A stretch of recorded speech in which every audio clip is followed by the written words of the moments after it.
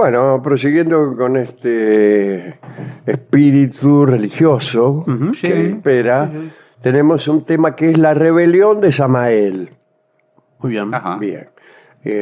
Nos basaremos en versiones apócrifas, vedadas, tardías de los textos midrásicos de la Edad Media judía y daremos unos datos acerca de este asunto, ¿no? Así que, bueno, algunos dicen que la serpiente de Edén era el mismo Satanás transformado, es decir, el arcángel Samael. Se asegura que se reveló al sexto día de la creación, impulsado por unos irresistibles celos de Adán. Estaba celoso de Adán porque Dios había ordenado a toda la hueste celestial que lo adorase. Y el arcángel Miguel enseguida obedeció. Dijo, muy bien, hay que adorar a este muchacho, lo adoramos. Pero Samael se quejó. Dijo que él no iba a adorar a ningún ser inferior. Ahí está, ¿qué se piensan que soy? Estas fueron las palabras de Samael, las voy a repetir textuales ahora.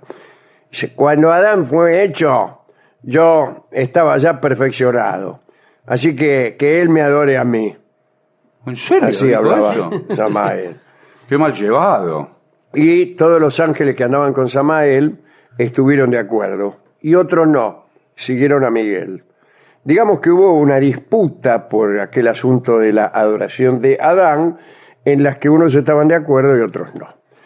Los que estaban de acuerdo sostenían que ellos, en tanto que ángeles, debían ser los depositarios de la adoración humana y no al revés. Entonces eso eran los que no estaban de acuerdo. Claro. Los que no estaban de acuerdo con la decisión divina. En cambio, el arcángel Miguel, que era una persona muy cauta, advirtió a los rebeldes que tuvieran cuidado con la ira de Dios. Guarda que Dios es bueno, pero cuando se enoja es bravo. Y Samael contestó lo siguiente. Aquí tengo anotado. Mire.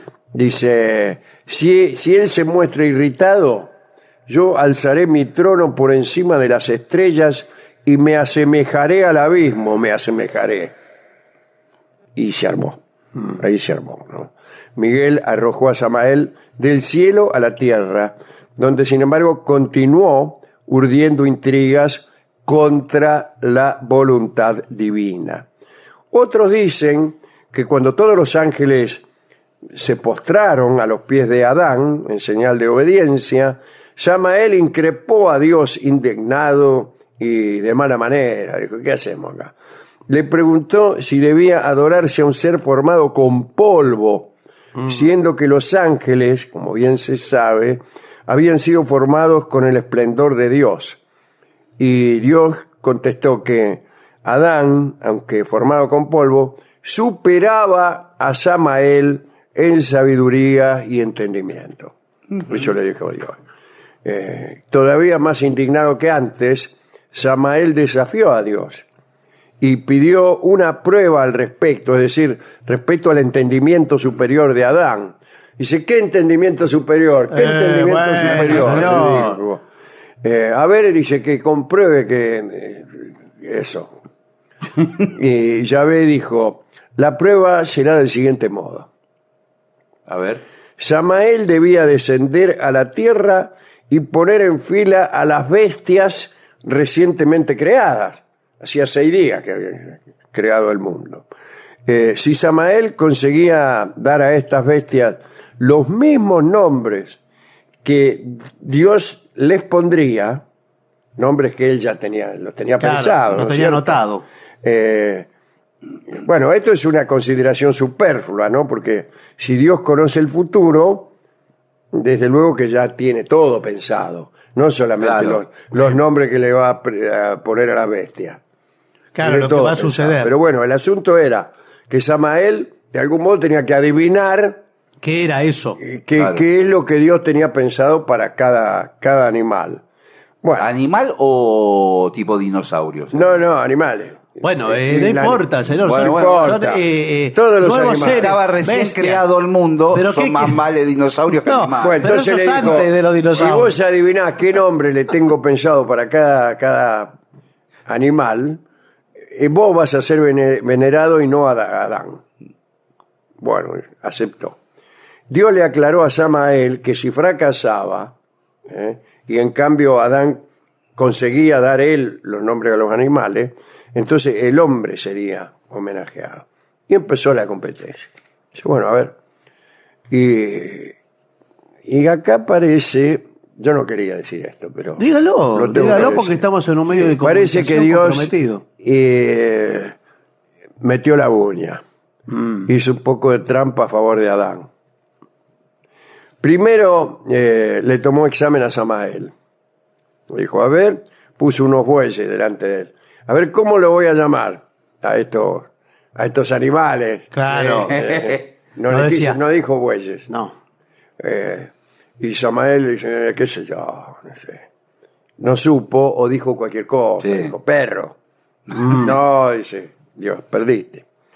Después apartó a los bueyes, le presentó un camello y después un burro. Ese chiste lo conozco yo también. Sí, pero Samael no supo nombrar a ninguno, o los nombraba mal. Y le tocó a Adán después. Y le dio una ayuda, un poquito erudita. Usted sabe que las letras del alfabeto hebreo, tienen un orden. La primera es Aleph, que es un buey. La tercera es Gimel, que es un camello. De modo que cada letra estaba relacionada con los animales. Y entonces Dios le guiñó el ojo. Primer animal, y eso sí, Dios. Claro. Acá. Un ojo. Era justamente un buey. Claro. Un buey, dice Adán, y así. Cuando Samuel vio que Dios había iluminado a Adán, cuando Samael, no Samuel, Sí. dice, ¿qué está pasando acá? Y además que todos los animales en el orden del alfabeto. Claro, se los presentó en el orden. No del eran alfabeto. tantos tampoco. No eran pocos animales. Era poco, Sí. por lo Porque visto. recién estaba creado el mundo. Claro, Sí, sí. Había animales que no había. claro. Sí, capaz Poner que había el un pájaro. cobayo. Claro. No, el cobayo. No había cobayo. El cobayo ¿Qué? fue creado Después. hace 15, 20 años. No, señor, por favor. Antes nunca habíamos visto uno. Bueno, cuando Samael vio que Dios había ayudado a Adán, se enfureció y, atención, lo insultó. Uy, uy, uy, uy. La que se Blasfemias. está metiendo. Y Blasfemias. Yahvé lo expulsó, a él y a sus ángeles ayudantes. Y bueno. Y bu- Y no, ahí se armó medio como un enfrentamiento. Samael se agarró de las alas del arcángel Miguel y casi lo empezó a empujar para el abismo. Y intervino Dios. Ahí lo salvó, que si no... Bueno.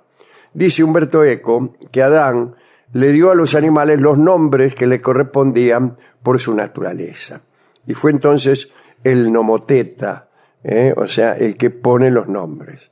Y yo recuerdo, ya que se trata de acotaciones eruditas, de aquel sexto sentido del que hablaba Raimundo Lulio, que decía que además de la vista, el tacto, el olfato, etcétera. No recuerdo ahora Bueno, no cuáles importa. son los sentidos. Sí, los No, cinco bueno, sentidos. que tan erudito, entonces no. Estaba lo que él llamaba el afato. Que Olfato. No, este era afato.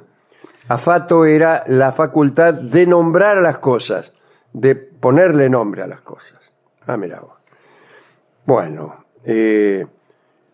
últimamente he visto por ahí que en realidad tenemos como 16 sentidos. Por ejemplo, el sentido que nos permite apreciar si algo está frío o está caliente es un sentido. No es el tacto, dice usted. No es el No. tacto, pero uno puede decir, eso depende de una decisión previa, a ver cómo hacemos las clasificaciones. Claro, Sí. es Qué cierto. sé yo, bueno. El caso es que un texto midrásico de la Edad Media explica que Dios echó al príncipe de la oscuridad justamente por una disputa lumínica. Porque, como se sabe, Dios lanzó el famoso haya luz, qué sé yo, ¿no? Y Satanás preguntó, ¿por qué no crear el mundo con oscuridad? Dijo. Y se mostró poco dispuesto a reconocerse inferior a Dios, y bueno, fue rechazado violentamente, Claro. ¿no? Unos empujones. Porque la oscuridad no es anterior. Se dice, Claro. hágase la luz, Sí, es que la esa oscuridad es la ya estaba. primero es la oscuridad. Sí, sí. Satanás y sus ángeles fueron confinados en una mazmorra oscura donde todavía languidecen con los rostros demacrados y los labios sellados. El día del juicio final, el príncipe de la oscuridad se declarará igual a Dios y pretenderá haber tomado parte en la creación, diciendo en tono jactancioso que, aunque Dios hizo el cielo y la luz, Él hizo la oscuridad y el abismo. Todos los pueblos mediterráneos y del cercano oriente creían que la oscuridad había existido antes de la Claro. creación, como dijo el Señor, no como mera ausencia de luz, sino como una entidad real. Los griegos hablaban de su madre noche, ¿no? Así que esta también es una disputa. Último comentario. Algunas tradiciones hebreas dicen que Satanás, competidor de la divinidad, había planeado crear otro mundo, lo que lo identifica con el cosmop, con el cosmócrato o con el demiurgo de los gnósticos. Ahí había entre los gnósticos un último eslabón de una cadena de dioses, el primero de los cuales está allá muy lejos, en vaya a saber qué pleroma. Y como hemos explicado alguna vez, creó este dios de los gnósticos el primer cielo, y los dioses del primer cielo crearon un segundo, y los del segundo un tercero, y este mundo en que vivimos es la creación del creador número 365, que es un dios muy menor, cuyo grado de divinidad tiende a cero. Esta idea de los gnósticos tiene muchos defectos, pero una virtud: explica el mal. Explica el mal y explica esas cosas que tanto han perturbado a Voltaire, que se había enemistado con Dios, porque fue cuando el terremoto de Lisboa. ¿Cómo Dios permite estas cosas? ¿Cómo Dios permite que se derrumbe la catedral de Lisboa y mueran 700 personas? Bueno, ellos decían que el Cristo era nada menos que un enviado del primero de aquellos dioses. Cuando digo ellos, digo los gnósticos. Aquel, el más grande de todos, que apiadado de los hombres, que vivían en un mundo tan imperfecto que tuvo que mandarles al Cristo. ¿A quién dedicar esta charla? Como una interna de las divinidades. Sí, es una ¿no? interna. Una interna. Bueno, vamos a dedicar esta charla a los personajes del mundo joven, del mundo recién creado, ¿no? Curiosa la rapidez con la que ocurrieron las cosas, según se sabe, la creación y todo eso. A los 12 días de la creación ya estábamos afuera del paraíso. Claro. No A les los dura 12 nada. No les duró dura nada. No es que estuvieron 5 años ahí, No. 10 años. No. A los 12 días ya estaban afuera. Es que no, el hombre no tiene arreglo. No cuidan nada. Es dijo. como Rolón, lo rajan de todas No, partes. no lo rajan de ningún lado, Rolón. Bueno, señor. no le tuvieron paciencia, pobre Adán, ¿no? Uno oye la historia y no piensa que son solamente 12 días. Bueno, estaban afuera ya los 12 días Adán y todos los guitarristas. Así que podemos dedicarle a todos los personajes de aquel joven mundo esta charla. Y a todos los sufridos personajes de este mundo, ya demasiado viejo, ¿no? Tan viejo que le sucede, como a muchos viejos, que dudan de lo que les pasó en su juventud. Claro. ¿Será cierto? Esos días de la juventud del mundo nos parecen, incluso a los hombres que más deseos tenemos de creer, un poco dudosos, un poquitín dudosos. Bueno, cuando viene una tía y nos cuenta las cosas que hacíamos de chicos, Sí, también no lo creemos. Es todo. ¿Y No qué? parece como estas historias Sí. que acabamos de oír. No, bueno. Hemos ido a la discoteca a buscar discos relacionados Qué raro, no creo que con consigamos, a estos menos que sea primeros música. conflictos, Un no. canto gregoriano por ahí. Podría ser. Sí. No. Vamos a escuchar el tango que canta Gardel y se llama Juventud. Juventud, en alusión a la juventud del mundo y a su carácter ficcional. La tentación de Teodosio. Vamos a ubicarnos a fines del siglo IV en Constantinopla, sede por aquel entonces del Imperio Romano de Oriente. Gobernaba Teodosio. Teodosio estaba casado con Flasila, una mujer que le dio 2 hijos y que murió muy joven. Teodosio, viudo, estaba disponible para un nuevo casorio cuando algo sucedió en Italia, es decir, en el Imperio de Occidente. Allí gobernaba Valentiniano II y su madre Justina. Pero un hombre llamado Clemente Máximo se hizo del poder y expulsó a la familia imperial. Era el 387. Entonces, Valentiniano II, que era un muchacho joven, junto a su madre Justina y otra de sus hijas, la hermosa Gala, llegaron a la corte de Teodosio en Constantinopla para buscar refugio. Dijeron, escúchame Teodosio, acá nos han depuesto, si me permite la expresión. Teodosio recibió a la familia imperial emigrada un poco a regañadientes. En verdad, él era católico y los recién llegados eran arrianos. Además, Clemente Máximo, el usurpador, o sea, el que los había echado, ese sí era amigo de Teodosio, había nacido en el mismo lugar, los unía una antigua amistad, provenían de poblaciones del norte de Hispania. Digamos que Teodosio estaba muy incómodo, ¿no?, por ser anfitrión del emperador derrocado de Occidente. Y más aún de su madre y su hermana, ¿no? La chica era hermana, Gala era hermana del pibe Valentiniano e hija de Justina.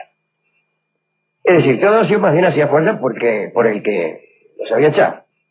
Cuando parecía que Teodosio, casi como árbitro del asunto, ¿no?, iba a recomendar o a reconocer a Clemente como emperador de Occidente y a espiantar con viento fresco de su corte a Valentiniano y sus parientes, sucedió algo inesperado. Entre los refugiados en el palacio, como hemos dicho, estaba la hermanita de Valentiniano, Gala, y era hermosa. Dice el cronista que Teodosio, viudo de Flasila, se encontraba en estado de particular disposición. Y ante la belleza de la joven, sintió la nostalgia de los ya olvidados placeres del tálamo. La madre de Gala, Justina, se dio cuenta de este asunto y lo aprovechó. Le dijo a su hija que procurara conquistar al emperador para salvar la estirpe. Le sugirió que se mostrara muy amable y afectuosa con él, pero que no se entregara, al menos no hasta que la vieja se lo indicara. Por otro lado, Justina se entrevistó con Teodosio, Justina la vieja, y le dijo que había notado su interés en Gala. Teodosio no lo negó. No. Justina le preguntó entonces por qué no se casaba con Gala para unir el imperio contra Clemente Máximo, el usurpador. Teodosio se resistió a esa idea, que significaba una guerra segura contra su compatriota y amigo Clemente. Entonces empezó el trabajo para tentar a Teodosio. Cuenta la historia que Justina tomó ciertas medidas de infalible eficacia para dar a Teodosio el golpe final. Ordenó a Gala que se olvidara de recatos impertinentes y que se mostrara más complaciente, un poquito más complaciente con el emperador. Cuando esa complacencia estaba por llegar a su punto más alto, cuando las caricias parecían conducir a un destino inexorable, por no decir otra cosa, Gala daba por finalizada la reunión. Salía rajada. El corte era tan abrupto que Teodosio sentía ganas de llorar. Además, un día el emperador terminó por decirle a Justina que deseaba a su hija más que a nada y que quería casarse con ella. Y Justina le dijo, mire, o le declara la guerra a Clemente Máximo o no hay casorio. El casamiento se celebró a los 2 días. Teodosio no se arrepintió. Dice la crónica que Gala lo hizo dueño de un paraíso con la entrega vehemente de sus 16 años. Al poco tiempo Teodosio inició la preparación de sus legiones para intervenir en Italia. A esa preparación dedicó 2 años. Mientras tuvo con Gala una hija, que fue Gala Placidia, de la que ya hemos hablado. En el verano del 388, Teodosio irrumpió en Occidente con sus ejércitos y derrotó a Clemente en todas las batallas. El mismo Clemente fue capturado. Antes de que Teodosio pudiera intervenir en su favor, ya que era un amiguete, Clemente fue muerto por sus propios soldados o tal vez por gente sobornada por Justina. Teodosio no se ensañó con los vencidos, había querido perdonar la vida a Clemente Máximo, pero como hemos visto no pudo, apenas si pudo conceder una pensión vitalicia a las 2 hijas del finado. Teodosio devolvió a su cuñado Valentiniano II, el antiguo emperador de Occidente, todos los territorios que les correspondían, ¿no? Y regresó a Constantinopla para reunirse con Gala, su mujer. Su unión no fue, por desgracia, muy duradera. Una muerte prematura se llevó a Gala por culpa de un mal parto y el emperador quedó profundamente herido. Allá en el año 394, los imperios de Oriente y Occidente se unieron por un ratito y Teodosio quedó como el último gobernante que dirigió al Imperio Romano unido. Pero eso duró unos meses nada más. Finalmente Teodosio murió en el 395 a los 50 años de edad. Pero esta es la historia de cómo una cuestión amorosa decide la elección, no la elección, pero sí la consolidación de un gobernante y la ruina de otro. Esta es la historia que quería yo contar hoy. Se desdeña, naturalmente en estos tiempos, la influencia que una belleza pueda tener en la política internacional, y se lo hace con razón, ya que la política internacional es altamente compleja y no se tuerce, por mucho que uno se enamore de la hermana de alguien, y por mucho que uno sea el emperador de Oriente o de Occidente. Es más, casi todos los actos humanos, ya desde hace bastante tiempo, influyen relativamente en la política. Las cosas suceden más como imperfectamente creía Tolstoy, casi de un modo natural. Tolstoy veía que la historia sucedía como las limaduras de hierro que van acercándose a los polos del imán. Es decir, de un modo natural, que las cosas se ordenan no por decisiones humanas, y cada vez menos por decisiones individuales humanas. Claro que estas son indispensables.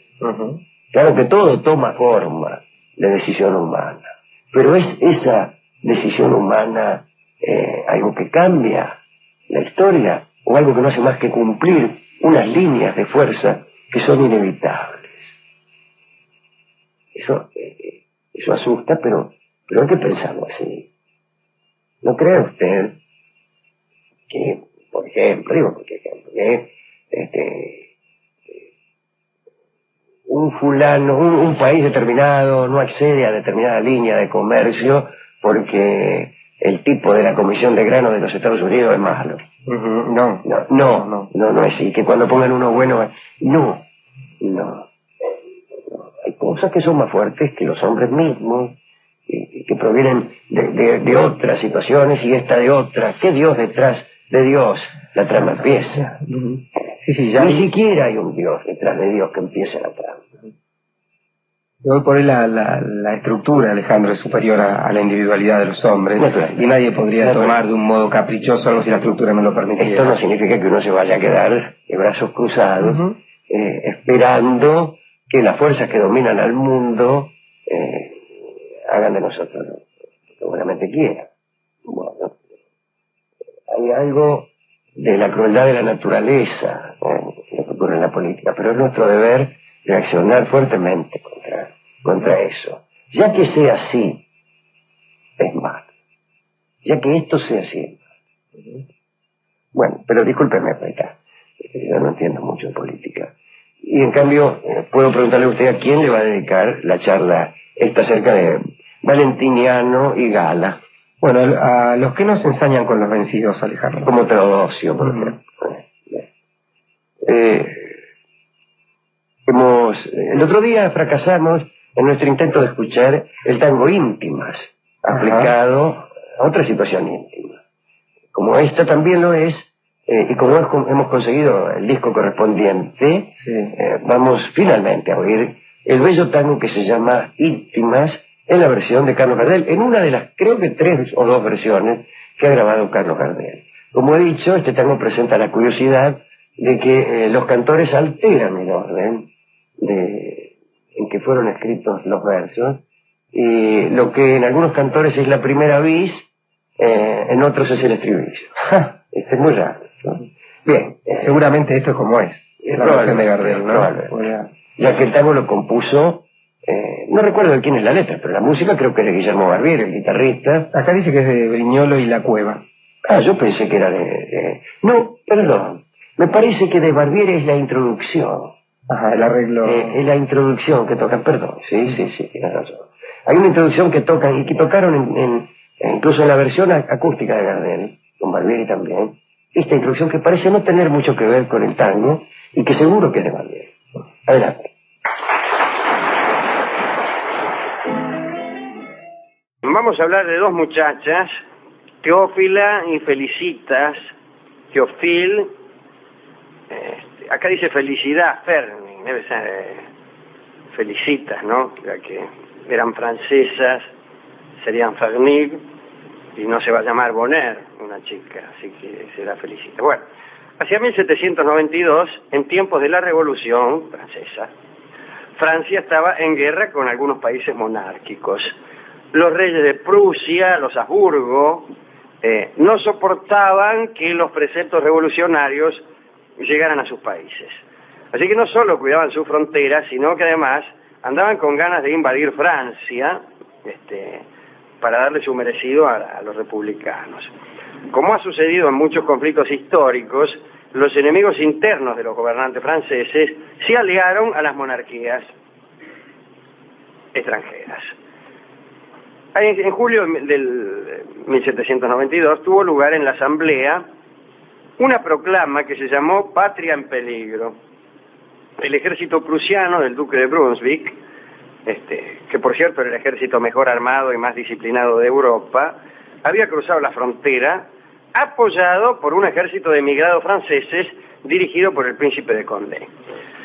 En Francia se llamó a una leva, y la cantidad de voluntarios fue notable. Dice que en los primeros días de agosto de aquel año 1792 quedó sellada la suerte de Luis XVI y de María Antonieta, porque habían pactado con los enemigos externos. Ahí fue cuando la opinión empezó a deslizarse hacia la posibilidad de terminar con la vida de la pareja real. Parece que María Antonieta había pedido a los soberanos de otros países, particularmente a los familiares suyos, que eran los Habsburgo, una declaración amenazadora, del orden de: papá, mandarles una declaración amenazadora. Y un emigrado francés la redactó a esta declaración amenazadora. Y efectivamente era amenazador aquel manifiesto, puesto que amenazaba con la muerte a los guardias nacionales, a los vacilantes que se atreviesen a defenderse contra el invasor monárquico, amenazaba al pueblo francés y hacía el menor ultraje a la familia real, en fin, amenazaban con el saqueo de París, y aquel manifiesto exasperó al pueblo. Es decir, hizo un efecto totalmente contrario a los intereses de quienes lo habían redactado. Se multiplicaron entonces los alistamientos para el ejército de defensa. Se organizaron batallones de voluntarios y pronto la Guardia Nacional quedó bien constituida. En aquellos días hubo algunos acontecimientos particulares que vale la pena contar. Algunas mujeres también sintieron nacer dentro de sí el espíritu patriótico y se reunieron con los soldados de diferentes formas. 2 de esas heroínas se llamaban Felicidad Fernig, que tenía 22 años, y Teófila, su hermanita, que tenía 17. Eran extraordinariamente hermosas, pero parece que las dos preferían distracciones viriles más que los juegos del amor. Le gustaba jugar a juegos de muchachos. Pongamos por caso la doma de potros. Cuenta Roland Joannard, que escribió el libro Las mujeres soldados durante la Revolución, que se vende en todas las buenas casas del ramo, que Felicidad sabía disparar con el arco, sabía tirar con el arco, sería mejor decir, y Teófila era aficionada a las espadas, a los sables y a las pistolas. Los domingos, las hermanas iban con unos jóvenes labriegos, tal como se ha dicho, al campo y organizaban batallas en los prados que rodeaban el pueblo. El pueblo se llamaba Mortagne, como el varón de Montaño, pero con R, Mortagne. Los habitantes del lugar se burlaban de estas chicas y decían que aquellas niñas terminarían en la Guardia Nacional. Y era cierto, resultó cierto, pero la forma en que lo lograron fue interesante. En agosto del 92, el general Biron estaba en dificultades frente a los austríacos en la localidad de Mons. Corrió el rumor de que el ejército francés iba a la derrota. Y entonces, la Felicidad y la Teófila, que eran muy patriotas, decidieron hacerse militares. Tomaron vestimenta de hombre y, sin advertir a su padre, el viejo Fagnier, se fueron a alistar. Partieron a donde estaban las filas francesas en dificultades, la del general Biron. En aquel primer intento no le fue bien, porque un accidente absurdo ocurrido en la ciudad de Valenciennes interrumpió la aventura. Como no sabían dónde estaba el campo de los acontecimientos, el teatro de operaciones, vamos a decir, entraron en una taberna para preguntar el camino, a ver dónde era el asunto, ¿no? Un dragón de la Guardia Nacional que estaba bebiendo las invitó a brindar. Estaban disfrazadas de hombre. No sabía que eran mujeres el dragón. Las dos chicas aceptaron y ofrecieron pagar una ronda para quedar bien. Y en el momento de pagar, Felicitas quiso tomar el dinero que tenía escondido en un bolsillo cosido en la camisa y sin quererlo desabrochó su túnica interior y entonces, dice el historiador, egresó de allí un pecho muy bonito que había estado comprimido por la circunstancia. Y salió en dirección al dragón, como acusándolo. El dragón primero quedó asombrado y luego empezó a gritar maravillado que había una mujer allí. Y los soldados rodearon a Felicidad, naturalmente, a Felicitas. Teófila, la hermana, para defenderla, reveló también su identidad. Y dijo, momento, yo también soy mujer. Y acto continuo ofreció sus encantos para que no fuera solo su hermana la receptora de los desagradables embates de aquellos soldados embravecidos. Así que repartieron su desgracia o su felicidad entre ambas. Bueno, lo peor fue que después de algunos manoseos acusaron a Teófila y a Felicitas de espiar para los austríacos y las detuvieron. Salieron de todos modos a los pocos días y volvieron derrotadas a su hogar, pero tuvieron su desquite. En su pueblo se enteraron de que el señor Fagnier, el padre, organizaba un ejército de voluntarios y decidieron ellas combatir clandestinamente junto a su padre. Lamartine cuenta qué sucedió. Es así. Decidieron tomar las armas y unirse a ese pequeño ejército que el padre formaba, que estaba compuesto por labradores, peones de campo, etcétera, que él había convertido en soldados. Las chicas decidieron luchar entre ellos, proteger a su padre, interponerse entre la muerte y él, si es que sus enemigos lo amenazaban mucho, todo esto sin que el padre lo supiera, ¿no? Solo revelaron la decisión al resto de los compañeros, para obtener una complicidad que era muy necesaria. Entonces, una vez más se vistieron de soldados y durante varias noches siguieron la reducida columna encabezada por el señor de Fagnier. Incluso le tiraron unos tiros a unos austríacos vagabundos, se acostumbraron a andar, a ver morir, y con su ejemplo exaltaron a los labradores de la aldea.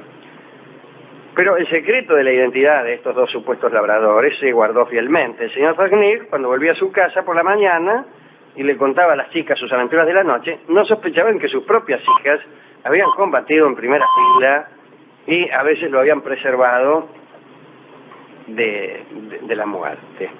Pero un día el general Bernouville, que encabezaba el campamento de Saint-Armand, al conocer el heroísmo de los voluntarios del viejo Fernig, montó en su caballo para ir a visitarlos.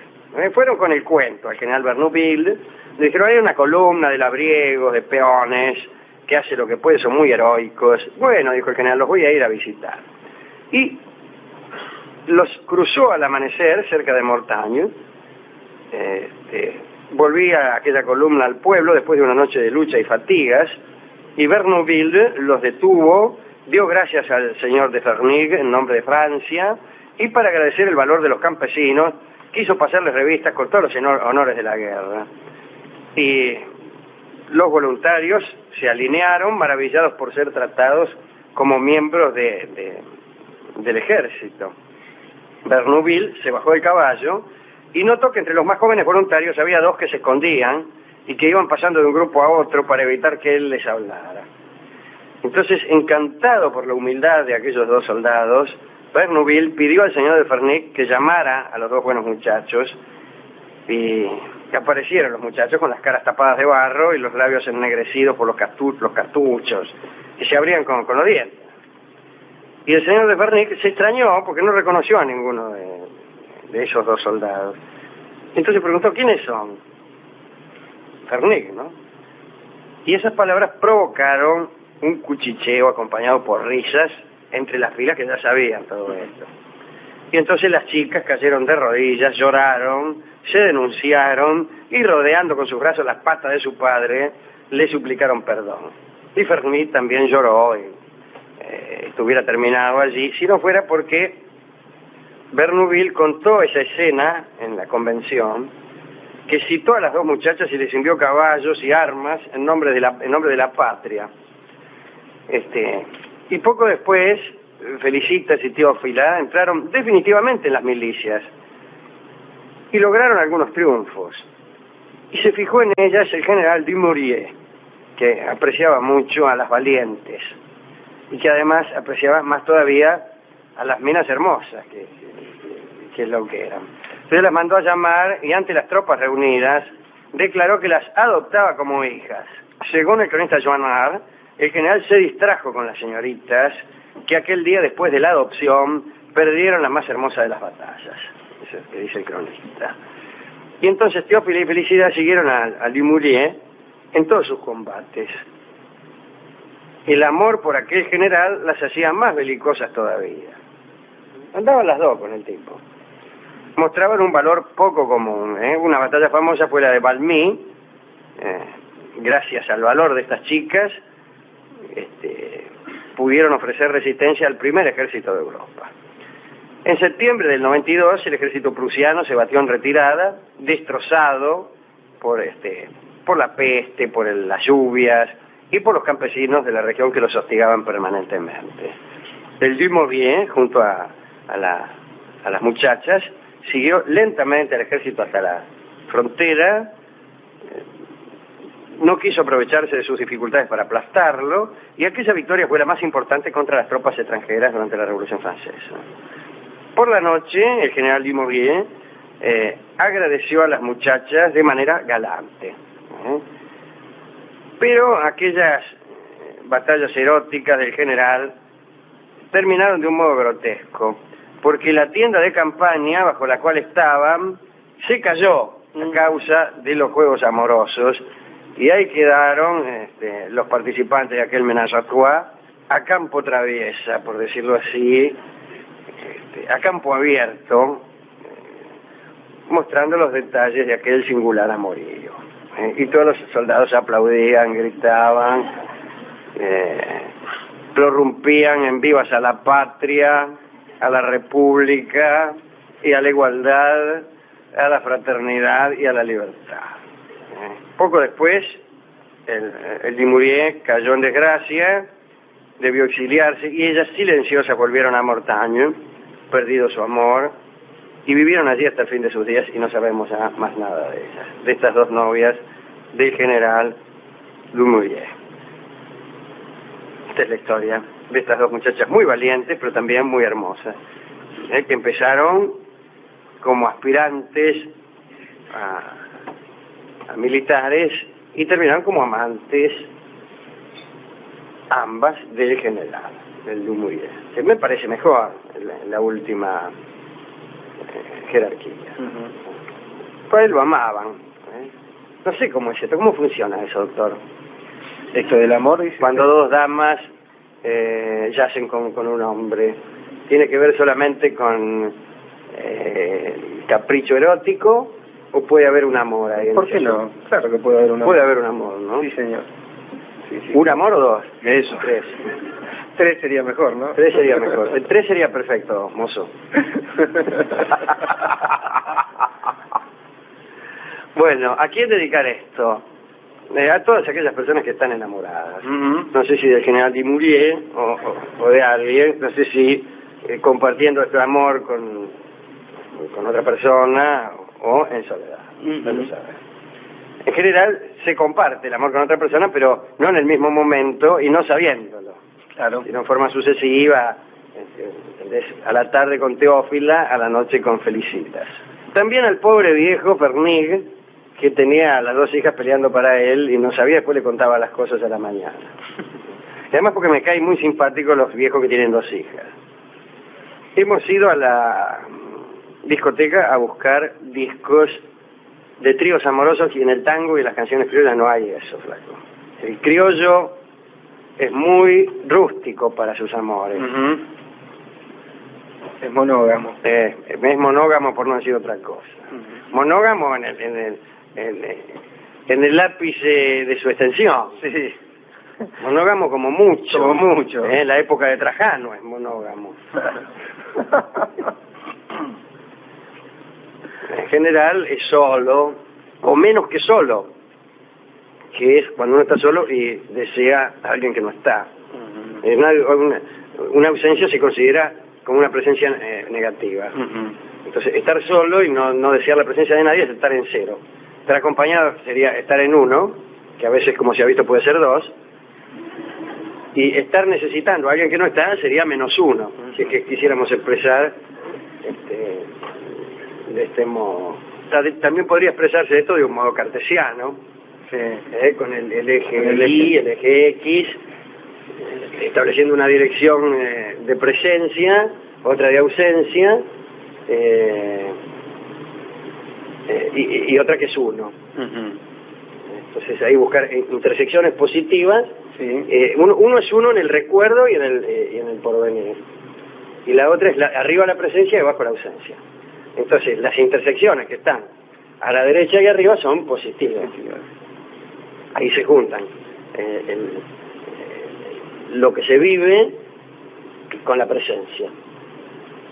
Y las peores son las que están opuestas por el vértice. Y ahí estás en el recuerdo, quién sabe, porque ahí está el recuerdo de una ausencia. Y si el recuerdo de una ausencia es menos por menos. Bueno, no estaba, el tipo de la discoteca no estaba. Se había ido. Y entonces resolvimos poner una canción que contiene como título el parlamento de una de las chicas cuando reveló su identidad al padre. O mejor todavía, lo que dijo la chica cuando se le escapó una de sus gracias en aquella... presencia del dragón. También aprovechamos a dedicar para aquellas damas que tienen a bien dejar escapar sus virtudes allí donde les pluviere. Así que bueno. Bueno, la chica dijo, yo soy aquel muchacho que entró soy yo. ¿Recuerdas? Pero bien. Y yo soy aquel muchacho es la canción que vamos a escuchar ahora en la interpretación clásica de Hugo del Carril. Adelante. Vamos a dar otras noticias diabólicas, esta vez los hijos del diablo. Vamos a hablar sobre los hijos del diablo. Ustedes saben que la posesión demoníaca es una especie de cópula espiritual, pero desde luego los demonios desean también la otra cópula. Desean unirse carnalmente a los hombres e incluso fundir lo humano y lo diabólico en monstruosas progenituras. No siga, por favor. Pero ¿y cómo engendran los diablos? Ahí se han preguntado los teólogos, ¿no?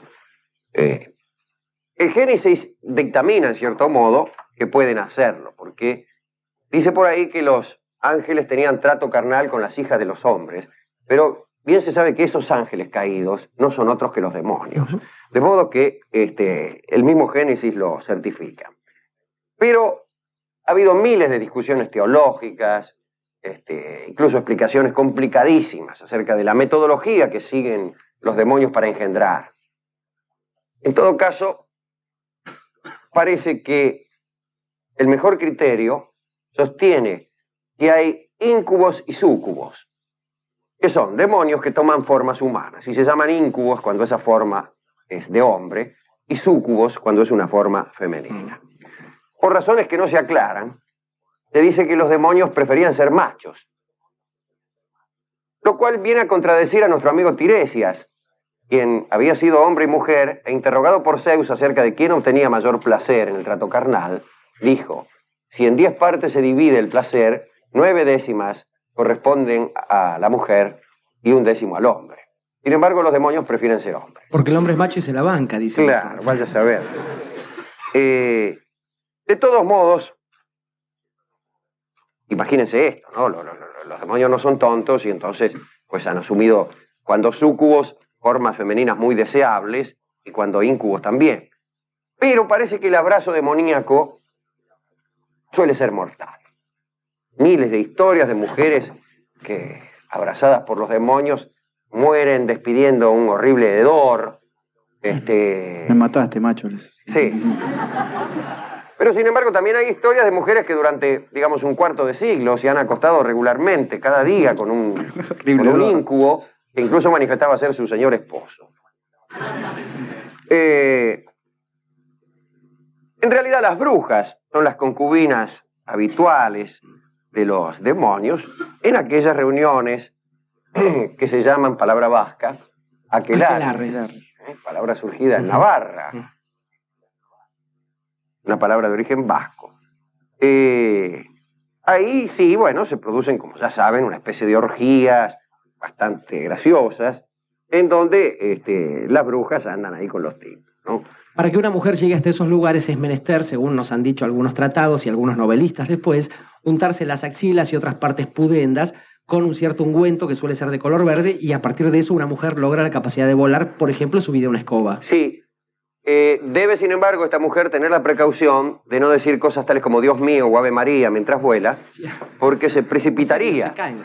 Y ha habido casos de brujas que descuidadamente han invocado esos nombres y han caído de cabeza. En un tejado por Inglaterra. Por ejemplo, en el tejado de la torre más alta de una comarca en Inglaterra. Quiero recordar a Mikhail Lermontov, que es un poeta ruso que usted conocerá, que murió en un duelo a los 27 años, que tiene un poema muy hermoso que se llama El demonio. Y voy a contar esta historia, esta y otras historias. Esta me gusta mucho.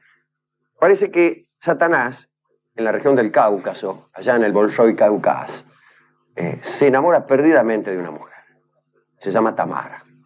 Pero Tamara tiene un prometido. Y el diablo, que sabe cómo es el diablo, más se le niegan y más se enamora. Más le gusta, claro. El diablo era, sí. Sí. Parece que lo conozco. Pues entonces, Ay, no. el tipo se vuelve loco, ¿no? Pero se muere el prometido de la mina. Y la mina se encierra en un claustro. Y hasta allí la persigue el demonio. Y llega a prometerle, porque el demonio promete todo, que si ella le hace caso, va a renegar de su pasado demoníaco y se va a entregar a Dios. Miren lo que le promete el diablo en persona. Bueno. Dice, si vos me amás, yo, dice, largo todo esto del infierno, me arrepiento de todo lo que he hecho y me entrego a Dios, loca. He escuchado cosas peores. Sí, he escuchado promesas más grandes. Pero convengamos que es difícil, ¿no? Es una promesa extrema. Es la promesa extrema del universo. Usted apuesta fuerte vaquero. Pero claro, no andamos con alfajores acá. No andamos con cajas de alfajores ni con bicicletas. No, claro. No, acá andamos Y con regalos para el día del niño. Sí, sí, cerrar el infierno. Por favor, sí. Y la mina agarra viaje. Y se enamora además. Se enamora y lo ama. Y lo ama. Pero los abrazos del soberbio son terribles y van diezmando la naturaleza de Tamara. Y Tamara se muere. Se muere y es perdonada. Los ángeles la llevan al cielo. Y el diablo se vuelve al infierno y no se arrepiente. No cumple su promesa y no se arrepiente, como era obvio que iba a ser. Dice, a la final, dice. Es un poema hermoso, ¿no? Una historia hermosa. Algunos historiadores han sostenido que los hunos, digo los hombres de Atila, nacieron todos de uniones entre brujas e íncubos, o sea, demonios con apariencia humana. Y en realidad en la Edad Media todas las personas que eran deformes o tenían alguna deficiencia física se reputaban hijos del diablo, ¿no? O Pero inversa. también, porque había otra opinión según la cual los hijos del diablo eran especialmente robustos. Personajes que han sido considerados hijos del diablo, bueno, Lutero, Teodorico, Atila, Caín. Lenin. Sí, metafóricamente también. Quiero contar la historia de Merlín, su amigo, que según se dice también fue hijo del diablo. Parece que el infierno, expoliado, saqueado, devastado por la acción del Cristo, decide rehacerse. Y entonces Satanás dice, voy a engendrar un hijo que defienda mi causa y combata la causa del Cristo. Una larga preparación en toda la familia infernal, se buscan las circunstancias, estas no son cosas que se hacen así como así, figúrese. Y hasta que al final, por mediación del demonio, una familia ilustre es destruida y es precipitada a la deshonra y a la muerte. Sobreviven únicamente 2 hermanas, una de las cuales lleva una vida licenciosa, se convierte en una prostituta, y la otra mantiene la castidad rajacincha, a pesar de que sufre muchísimos asedios y tentaciones, pero se resiste. Pero resulta que una noche se olvida de santiguarse.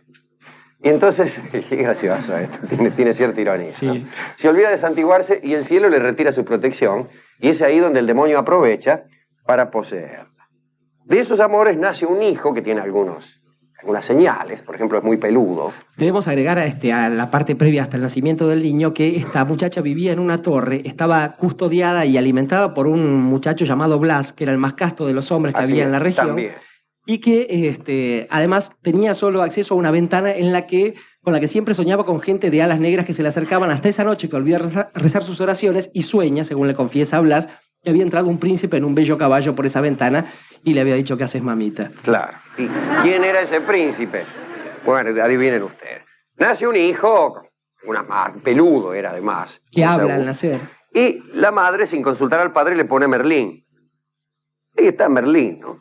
Pero en el cielo, que no son giles, se piensa que sería un trofeo extraordinario arrebatarle al infierno precisamente al hijo de Satanás. Y Satanás le había dotado a Merlín de la visión del pasado y del presente. Y Dios le agrega la del futuro. Pues, ¿qué mejor arma para derrotar al demonio que ese conocimiento? Quien conoce el pasado, el presente y también el futuro, difícilmente caiga en los engaños que suele armar el demonio. Y así que Merlín crece, obra muchas maravillas, como sabemos todos, hace hermosas profecías, tiene el don de la profecía, reniega de su padre, y si bien no se sabe bien cómo murió, ni si murió, ni dónde no ha muerto, murió, claro.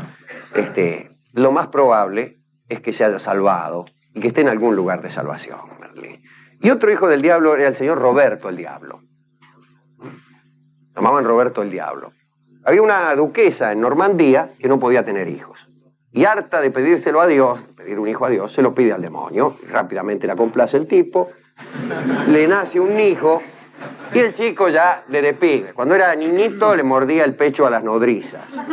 Bueno, cuando era más grande De adolescente también. Digo, no, de adolescente acuchillaba a sus maestros en el colegio. A los 20 años se hace jefe de una banda de ladrones.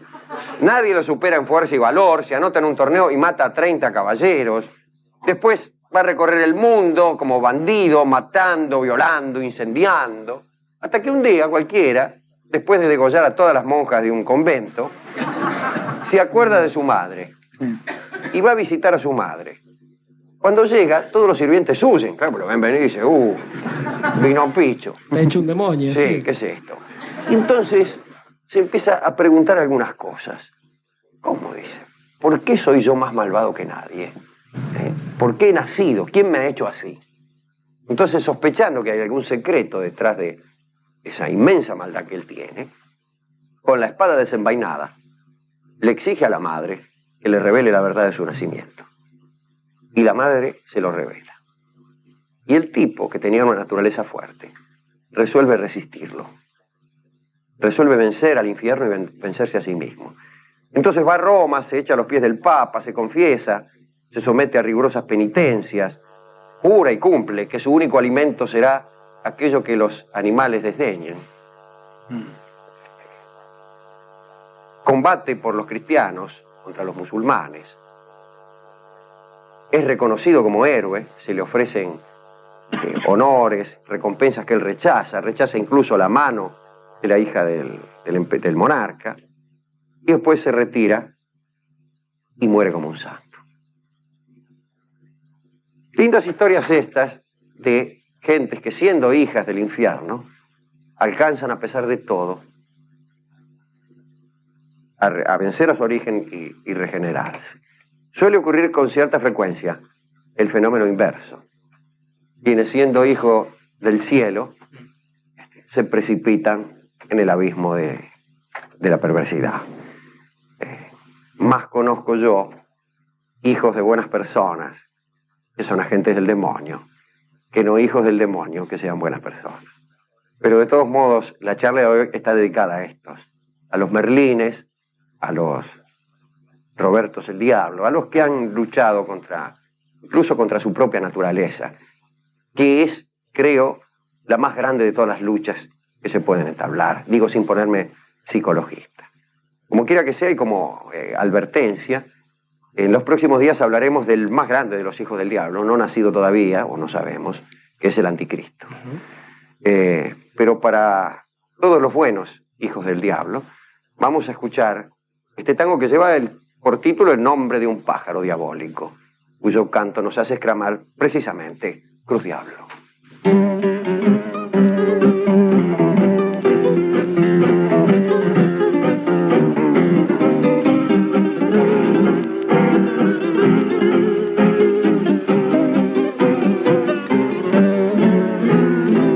Triste y maltrecho, un andrajo parecía.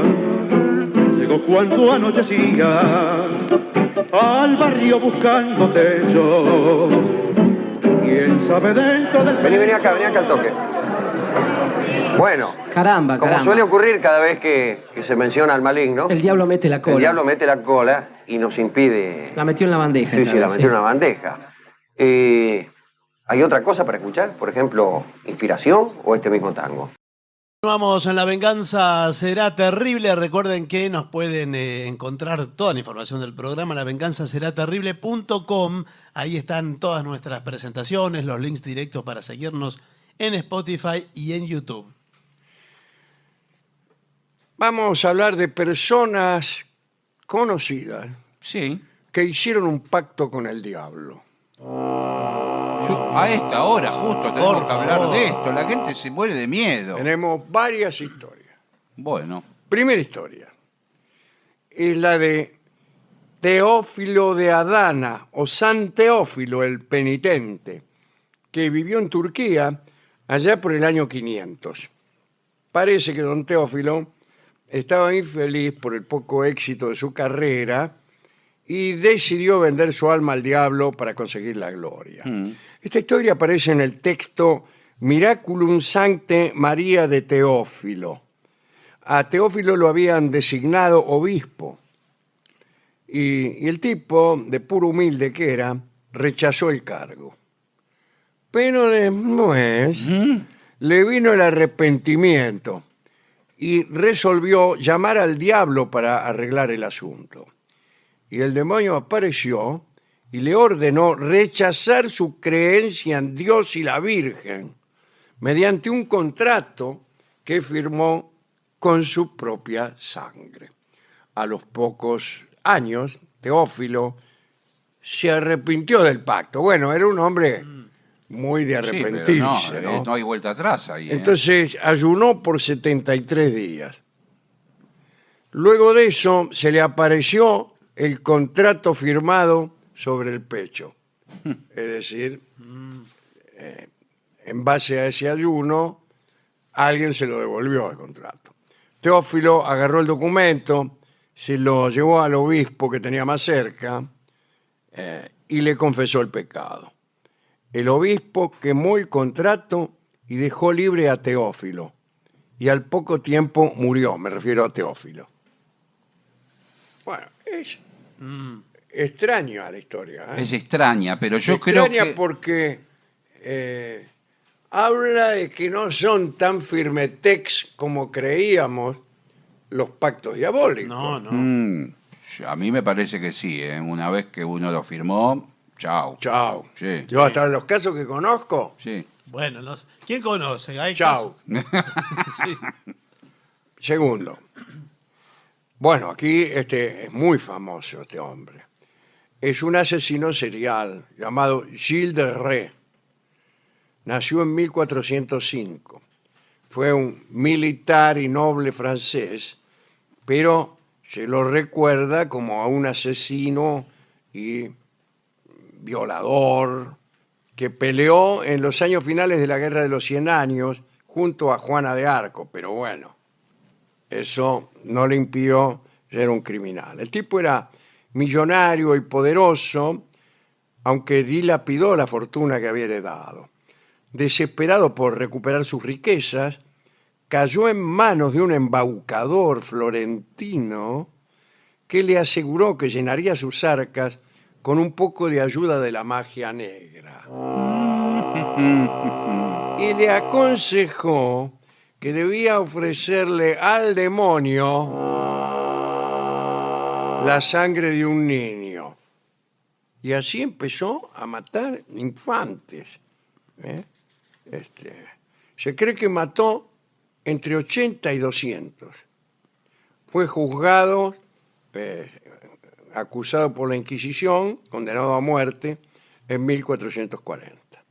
Según algunas fuentes, no mató ni abusó de ningún niño, ni había hecho nada, sino que fue obligado a confesar bajo tortura extrema y luego quemado en la hoguera. ¿Cuál será la verdad? No lo sabemos. Johann Georg Faust fue un alquimista, mago y astrólogo del período del Renacimiento. Nació en 1480. Dicen que su ilimitado deseo de conocimiento lo llevó a convocar al diablo en un bosque cercano a Wittenberg. Allí se le apareció Satanás en forma de pastor franciscano, usando el nombre de Mefistófeles. Ahí está.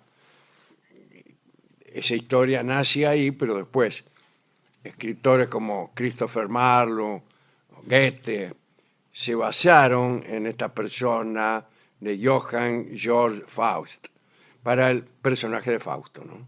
Se dice que Faust hizo un pacto con el diablo a cambio de servirle durante 24 años y se embarcó desde entonces en una vida de placer y conocimiento. No hay nada mejor en el mundo. Bueno, me lo escuche. Fíjense.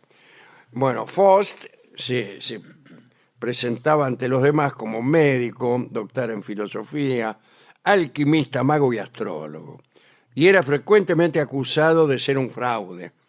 La iglesia lo denunciaba por blasfemo y por aliado del demonio. Cuentan que Faust siempre viajaba acompañado de un perro y de un caballo.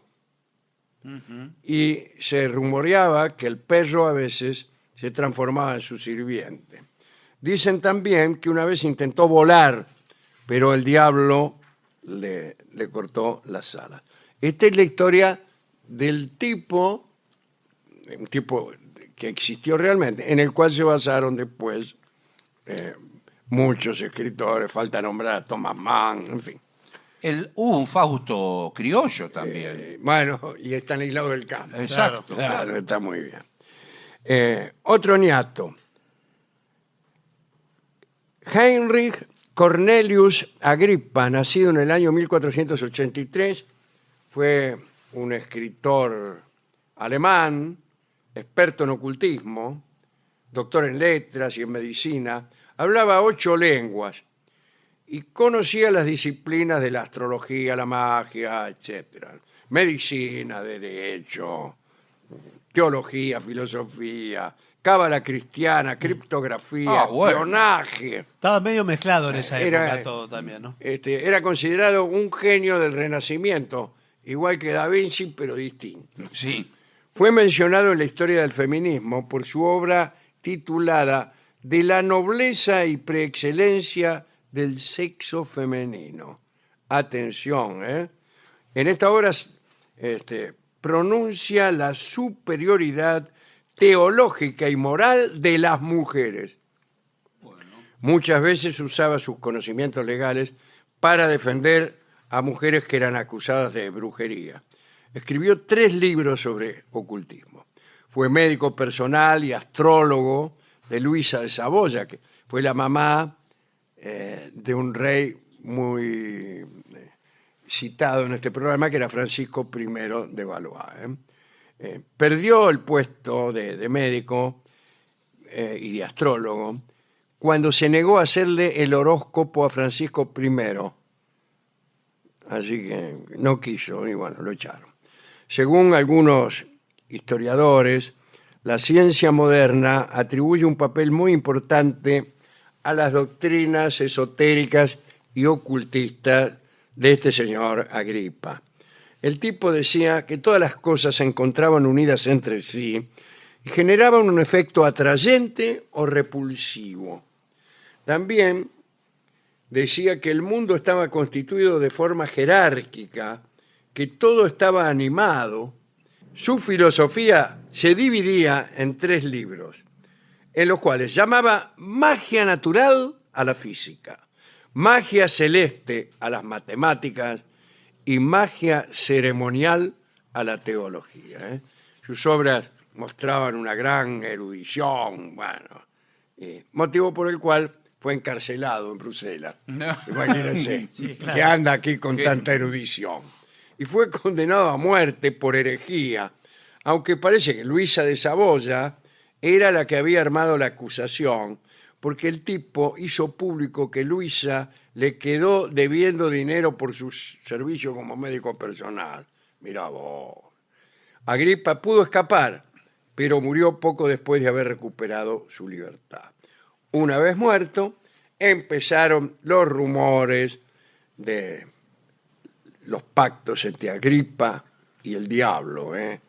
Bueno, parece que también Agripa andaba con un perro que no era otro que Mefistófeles. Ah, mira usted. El siguiente, son todos tipos bastante Sí. relacionados con este programa. El siguiente es Urbain Grandier, y viene a mi mente el libro de Aldous Huxley que se llama Los demonios de Loudun. Sí, señor. Extraordinario libro. Sí, señor. Grandier vivió entre 1590 y 1634. Era un sacerdote católico francés, acusado de brujería y quemado en la hoguera. En el juicio en su contra, revelaron que Grandier había tenido relaciones con varias mujeres y había adquirido fama de Don Juan, digamos, ¿no? Lo acusaron de embrujar a varias monjas, a quienes forzó para que estuvieran con él con la ayuda del diablo. Acá no lo dicen, pero eso fue en el pueblo de Loudun. Y según parece, o según dice Huxley, el autor de Los demonios de Loudun, las monjas padecieron una especie de locura colectiva y les dio por acusar a Grandier. El caso es que durante el juicio los jueces sacaron unos documentos escritos en latín, pero al revés, con la firma de Satanás. Bueno. Ahora sí. Ahora, en principio yo lo creía. Leyendo a Huxley me pareció que era inocente, pero ahora que veo que encontraron estos documentos, ¿qué puedo pensar? Finalmente, Grandier confesó sus crímenes, pero, detalle, bajo tortura. Dicen que una monja celosa que estaba enamorada de Grandier y que había sido rechazada por este, Bueno. fue la que orquestó todo para que lo culparan y lo acusaran de brujo y lo mataran a la hoguera. Como ya hemos contado alguna vez, digo ya en el siguiente, el músico Giuseppe Tartini, Sí, señor. nacido en 1692. Hablamos de él en toda una charla entera, no hace tanto, ¿eh? Fue uno de los más virtuosos violinistas de su época y las innovaciones en el estudio del violín solo fueron superadas con la llegada de Niccolò Paganini. Y Tartini compuso, como hemos contado, la sonata titulada El Trino del Diablo. La historia detrás de esa composición, escrita por Tartini, dice que una noche se le presentó el diablo en un sueño y le pidió que fuera su sirviente. Entonces Tartini le entregó al diablo su violín para que probara sus habilidades y el diablo empezó a tocar un tango atrás de otro, uno mejor que el otro. Y en ese momento se despertó, era un sueño. Y trató de tocar lo que había escuchado tocar al diablo en el sueño. No se acordó del todo, pero con lo que pudo armó El Trino del Diablo, que es su mejor obra, y él mismo declaró que si esa composición suya era buena, la que había tocado el diablo era realmente Qué su bárbaro.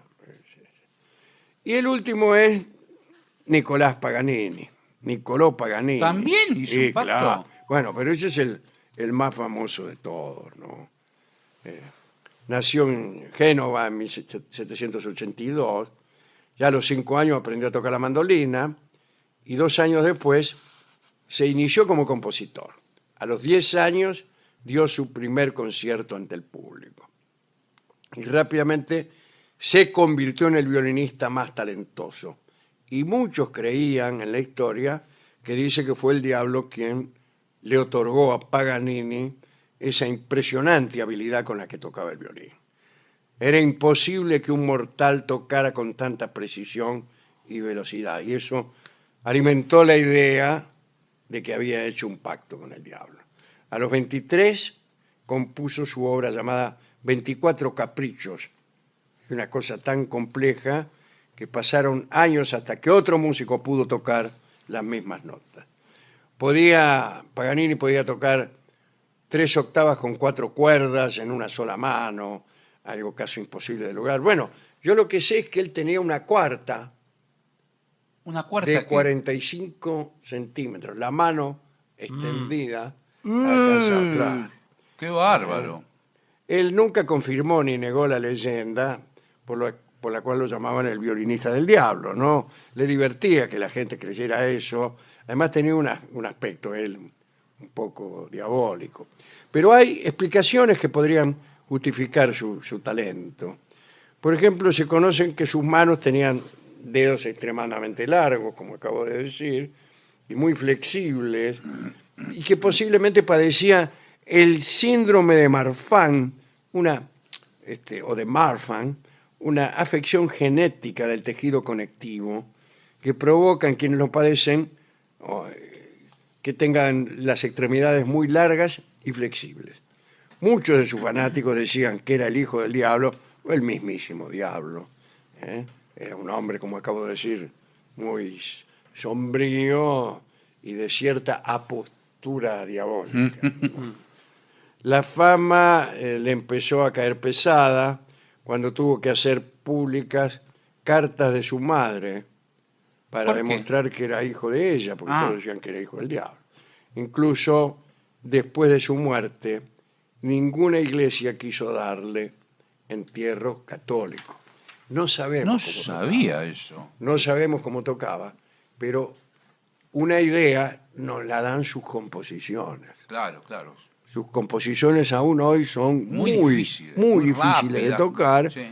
y hay que ser un violinista soberbio para hacerlo. Cuando vos escuchás eso, y bueno, y este compuso esto, las tocaría bien. Sí, sí, claro. Extraordinaria esta lista de personas que por su sabiduría, su habilidad, su talento, a veces por su extraordinaria malevolencia, fueron considerados o hijos de Satanás o al menos socios a través de algún pacto. Me pregunto con qué canción podríamos ilustrar esta lista diabólica. Escucharemos a Cabernet